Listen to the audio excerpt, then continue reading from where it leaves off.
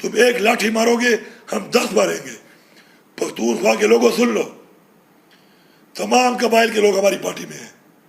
تمام قبائل اپنے جرگے کرو اور یہ فیصلہ کرو کہ آج کوئی اور ہے تو کل تم بھی ہو سکتے ہو. سب متحد ہو کے اکٹھے ہو جاؤ.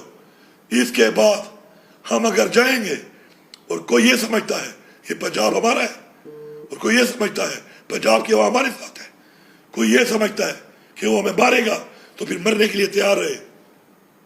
یہ میرا واضح پیغام ہے اور یہ دھمکی نہیں ہے، یہ اصلاح کی آخری وارننگ ہے.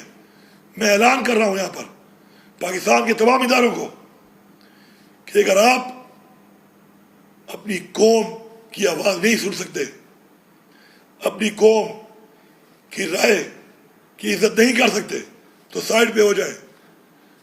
عوام کو فیصلے عوام میں کرنے دیں، سیاسی فیصلے سیاسی پکڑوں کو کرنے دیں، بیچ میں نہ آئیں اور پھر دیکھیں کہ آگے کیا ہوتا ہے.